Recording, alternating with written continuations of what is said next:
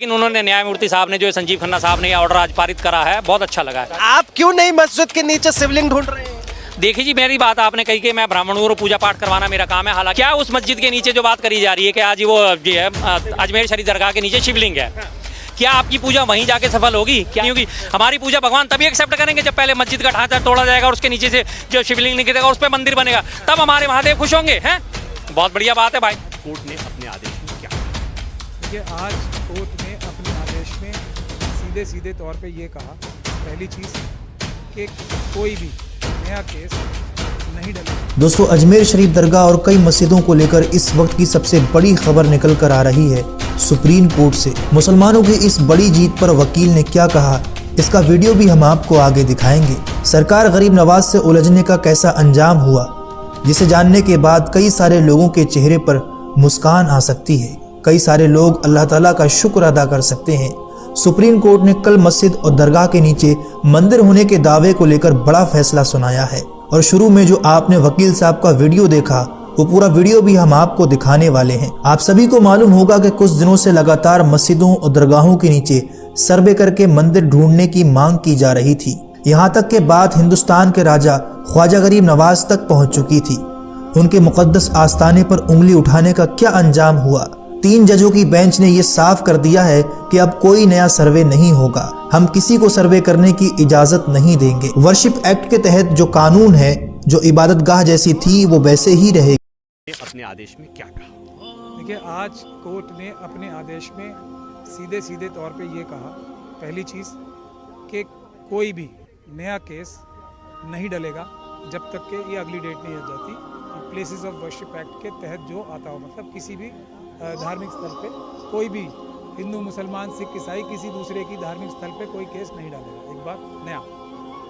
दूसरा कि जो भी कोई भी कोर्ट जिसमें ये मामले लंबित भी हैं, वो कोई भी ना इंटरिम ऑर्डर यानी कि जो टेम्पररी ऑर्डर होता है वो पास करेगा, ना कोई फाइनल ऑर्डर पास करेगा। और स्पेसिफिकली तीसरी चीज़ का जो नाम लिया है वो है कि कोई भी सर्वे का ऑर्डर नहीं करेगा।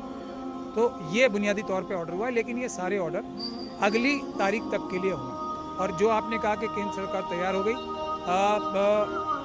थोड़ी अजीब बात है, तैयार हो गई जैसे कोई उनके ऊपर दबाव डाला जा रहा था, लेकिन ये बात सही है, सुप्रीम कोर्ट ने उन्हें तैयार किया। तो तैयार नहीं थे, इसीलिए 4 हफ्ते का ही टाइम उन्हें दिया गया है। क्या कहेंगे सुप्रीम कोर्ट के इस फैसले की? प्रशंसा करूंगा साहब, बहुत अच्छी बात कही आज उन्होंने, बहुत अच्छा लगता था। हालांकि हमें ऐसी उम्मीद नहीं थी कि ऐसा कुछ आएगा, लेकिन उन्होंने न्यायमूर्ति साहब ने जो संजीव खन्ना साहब ने ये ऑर्डर आज पारित करा है, बहुत अच्छा लगा है। अच्छी बात है, देश में संविधान है और शांति का वातावरण बनाए रखने के लिए बहुत जरूरी था कि किसी भी किस्म की अब नई कोई एप्लीकेशन जो है दायर नहीं होगी, कोई उसमें ऐड ऑन नहीं होगा, और जो है उन पर अभी रोक लगा दी जाएगी जैसा का जो है, जब तक इसकी पूरी व्याख्या नहीं हो जाती। अच्छी बात है, लगातार रोज मंदिर मस्जिद के नाम पर हिंदू मुस्लिम करा जा रहा है, हिंदू मुस्लिम करा जा रहा है। देश को ले जाना चाहिए प्रगति की ओर, ले जा रहे हैं अवनति की ओर, सीधी सी बात है। तो उन सब चीज़ों पर रोक लगेगी, तारीफ करता हूँ मैं।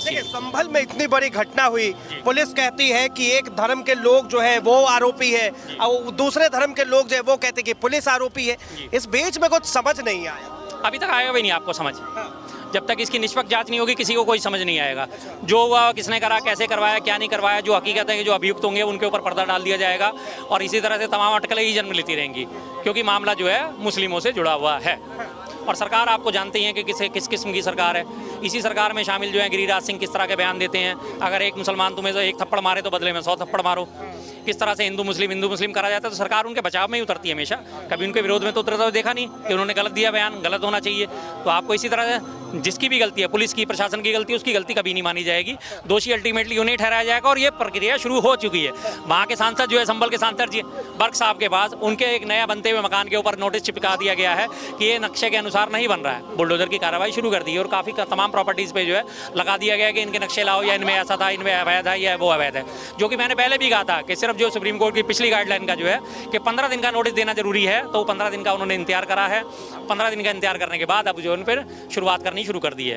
अभी जो है संभल की घटना हुई, उसके बाद अजमेर शरीफ का जिक्र हुआ कि उसका भी सर्वे होना चाहिए, दिल्ली के जमा मस्जिद का भी सर्वे होना चाहिए। अब सुप्रीम कोर्ट का इतना बड़ा संज्ञान सामने आया, अब इसके बाद क्या लग रहा है कि जो लोग ये बोल रहे थे सर्वे होना चाहिए, उनके कलेजे पे तो सांप लौट गई? नहीं, उनके कलेजे पे सांप नहीं लौटे। वो दरअसल क्या हुआ, इस ऑर्डर के आने से पहले जो है वो एप्लीकेशनें दायर कर चुके हैं। अब सुप्रीम कोर्ट ने जो रोक लगाई है वो आगे फर्दर किसी भी एप्लीकेशन को एक्सेप्ट नहीं करा जाएगा। एक्सेप्ट हो जाएगी तो उसे रजिस्टर्ड नहीं करा जाएगा। रजिस्टर्ड होने के बाद ही उस पर सुनवाई शुरू होती है।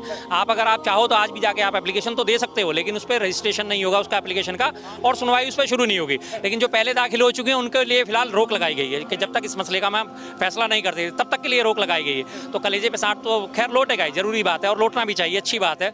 देश में आप दंगा फसाद रोज करवाना चाहते हो, क्यों करवाना चाहते हो भाई साहब? इन्हीं सब चीज़ों को रोकने के लिए तो ये 1991 का वार्षिक एक्ट लाया गया था। भाई साहब, हम भूतकाल में नहीं जा सकते किसी भी किस्म से। आपके दादा परदादा हैं, वो किस किस्म से मारे गए, क्या आप उन्हें वापस ला सकते हो? चाहे वो डॉक्टर की लापरवाही से मारे गए, चाहे वो अपनी उम्र पूरी करके मारे गए, लेकिन आप नहीं ला सकते ना वापस। आप आगे फर्दर जो है अपने बच्चों का भविष्य सुरक्षित कर सकते हो, फर्दर देख सकते हो। भूतकाल में जाके कुछ भी नहीं बदल सकते आप, लेकिन आप भूतकाल की घटनाओं को आज 500 साल बाद जाके उठा रहे हो तो गलत चीज़ है ना। गड़े मुर्दे उखाड़ने में आपको क्या मिलेगा? मात्र कंकाल, फिर गलत चीज़ है ना ये। आप कह रहे पीछे नहीं जा सकते, तो फिर ये कौन लोग हैं जो मस्जिद के नीचे मंदिर ढूंढने का काम कर रहे हैं? जिनकी दुकानदारी ही इसी काम से चलती है, जिनका काम ही रोज़ सुबह शाम जो है हिंदू मुस्लिम करना है, ये उन लोगों को, और उन लोगों को सपोर्ट दी जा रही है बाकायदा अप्रत्यक्ष रूप से भाजपा के द्वारा, अप्रत्यक्ष रूप से, और कई जगह तो बाकायदा प्रत्यक्ष रूप से दी जाती है। आप ब्राह्मण भी हैं, ठीक है। अब ब्राह्मण होने के साथ आपका काम है कि पूजा पाठ भी करवाना। एक बात कह रहा हूँ, एक बात बताइए, तो आप क्यों नहीं मस्जिद के नीचे शिवलिंग ढूंढ रहे हैं? देखिए जी, मेरी बात आपने कही कि मैं ब्राह्मण हूँ और पूजा पाठ करवाना मेरा काम है। हालांकि मैं कर्मकांडी ब्राह्मण नहीं हूँ। मैं अपने गोत्र से, अपने वर्ण से, जिस तरह से भी है, मैं ब्राह्मण कैटेगरी में आता हूँ। तो ब्राह्मण होने के नाते मैंने थोड़ा बहुत भी रामायण को पढ़ा है, वेदों को पढ़ा है, थोड़ा सा महापुराण पढ़ी है, पद्म पुराण पढ़ी है, मार्कंडेय पुराण पढ़ी है, दुर्गा सप्तशती पढ़ी है। मैंने उसमें कहीं भी ये नहीं देखा कि लोगों को मार के आपकी पूजा सफल होगी। क्या हमारे प्रभु खुश हो जाएंगे? 5 लोगों की आप जान लेकर उसके बाद कहते हो जी मैंने तो पूजा करी, क्या प्रभु खुश हो जाएंगे? कैसे खुश हो जाएंगे? क्या प्रभु बलि मांगते हैं? नहीं मांगते। ना मैंने महाभारत में पढ़ा, ना मैंने रामायण में पढ़ा, ना मैंने पद्म पुराण में पढ़ा। मैं तो साफ कहता हूँ। तो इसलिए जब मैं जानता हूँ तो इसी चीज़ की मैं खिलाफत करता हूँ। क्यों इस तरह के मुद्दे उठाए जाते हैं? क्या हमारे जो है मैं आपसे सीधी सी बात करता हूँ, क्या उस मस्जिद के नीचे जो बात करी जा रही है कि आज वो ये है अजमेर शरीफ दरगाह के नीचे शिवलिंग है, क्या आपकी पूजा वहीं जाके सफल होगी? क्या ये हमारा अप्पा गंगाधर राव द्वारा बनाया गया जो है गौरी शंकर मंदिर, क्या हमारी यहाँ पूजा सफल नहीं होगी?